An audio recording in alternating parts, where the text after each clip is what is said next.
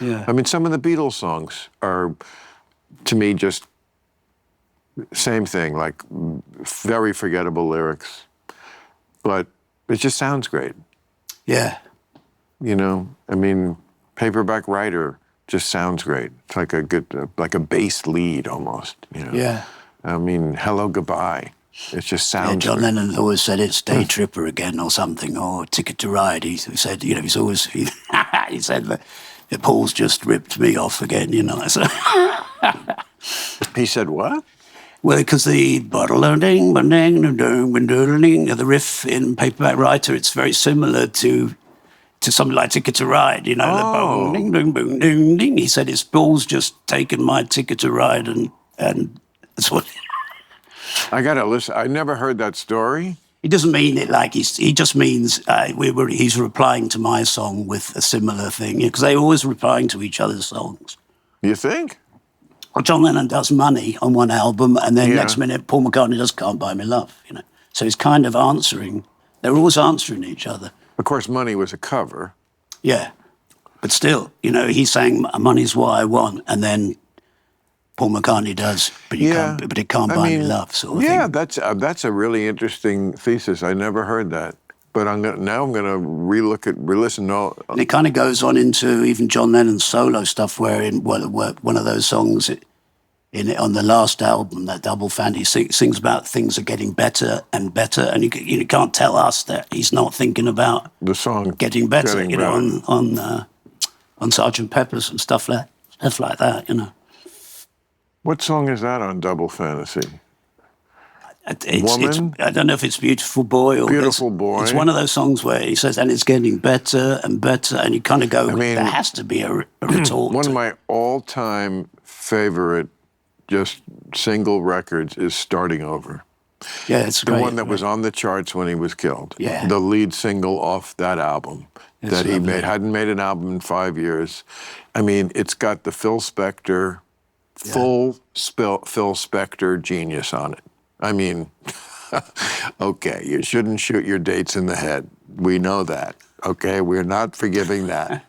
But that doesn't take away from the sound of that record. Yeah. That record never shot anybody, okay? That record is just a great record. Our life together is so special.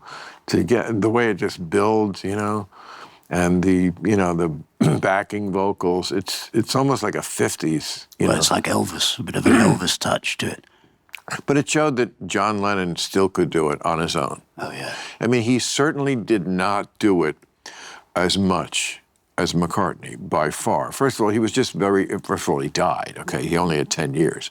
But even that 10 years, from 70 to 80, when they were their first decade, when the group was split up, right? Yeah. I mean, McCartney probably had, 10 hits on the charts or more, My Love, Does It Good Memory, like not always like genius, but like reliable pop hits. Yeah. Listen to What the Man Said, Silly Love Songs, never one of my favorites, but giant hit. You know what I'm saying? Yeah. I mean, he just did a lot of stuff. Yeah. And kept doing it in the 80s and the 90s. I mean, he's Band on the Run. I mean, that was just that one album. Just that one album. Yeah, that's what brought everybody's faith in Paul McCartney back again when he did Band on the Run. Oh, you think? Yeah, a lot of people were slagging him off and everything with Ram or the first McCartney, and I like that a lot. First McCartney had maybe I'm amazed on it. It's fantastic. I mean, that's, even if it was just that song. Yeah, it's huge. I mean, yeah, I mean, was there other stuff? It's funny. There's a song on that first one, Every Night. Yeah, I like that. I like Every Night. I just want to wake up. And then, but the chorus, do, do, do, do, do, do. Every time I hear it, I think, wow, that's You Never Give Me Your Money. Yeah, You Never Give Me Your Money. It does sound that one part of it is almost a direct... Yeah. Because my ear goes right to, do, do, do, do, do, your money. Okay, so we busted him on that. Other than that, he's the Mozart of our day. But, other than that. But John Lennon, he was obviously doing other things and taking care of issues bigger than music. Yeah. But it was nice to see that right before he went, he still had the capacity on his own without Paul McCartney, because I think that was an issue that did hang over his head. Can I do it without the guy who we all kind of know is just even more gifted as far as this, like, being prolific and being, he's just a musical prodigy on a level that I think even John Lennon is not on.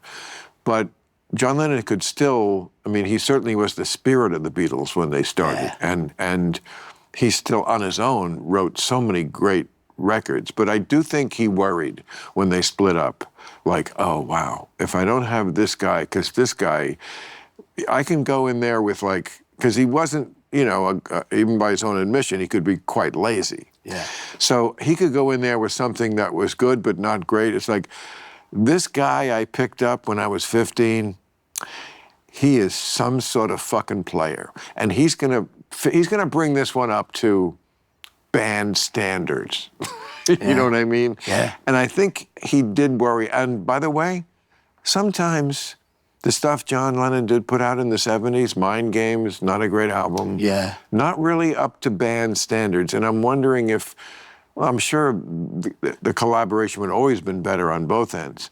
But it was just great to see that at that final moment, he could make a record like Starting Over, which is as much as a favorite of mine as any Beatles record. Right. It's just a great record. Yeah. So. Yeah, and Woman and stuff. There's Woman, yes, another classic. It's a great song. But I wouldn't have wanted to see him singing in Vegas when he was, No. you know, I mean, there's some good things about dying young and leaving a pretty corpse, you know. You sort of have the best of both worlds. Like, you're a guy who should have died. Yeah, Isn't that the name of your documentary? Dead, yes. What is it called?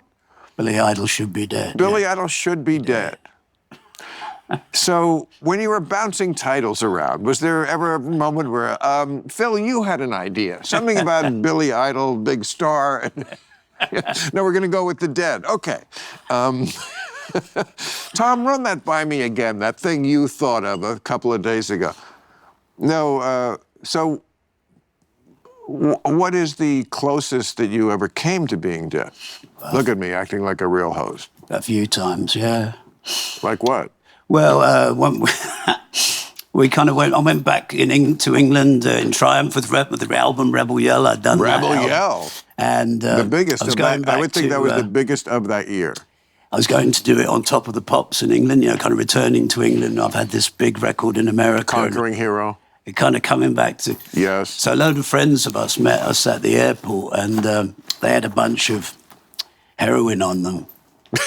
So, of course, somehow everybody else in the room passed out except for me and the other guy, you know, who was chopping the lines out. So we kept doing lines, and then... doing lines of heroin, snorting it, you mean? Yeah. I don't know how. Everyone else had passed out, but me and him didn't. So you were not shooting it? No, we just snorted it. You never shot it? A few times, but I didn't like that idea of it. My mother was a nurse. I think something about that. Oh, so there we learned something. You did not shoot heroin, you snorted it. Yeah. Pussy, go ahead. Yeah, no, because I'm glad I did that, because, yeah. But yeah, anyway, I kind of, eventually we did pass out, and then when other people in the room came too, I was going blue, you know. So... I don't know. They put me in a bath. Blue, you said? They walked me about on the... Wait, go back to blue. Why do you would go blue on heroin? Well, if you're dying, yeah, you go... Oh, if you're dying. You're going to start turning blue. Why? Yeah. But why would it kill you? Oh, I guess I shouldn't ask that question. I know it does. I just don't know how. Yeah, no, nor do I. I suppose it just overwhelms your system. Right. And I suppose it stops you breathing or something, yeah. Yeah. You know, look, I'm not an advocate for heroin by any means, but I survived. It is important to note that there are very rare, but there are people who actually did it in a managed way. William S. Burroughs, I believe, was doing it at 80. Wow. Like, you know, some people just have I mean, I wouldn't recommend it. Don't try it at home, kids.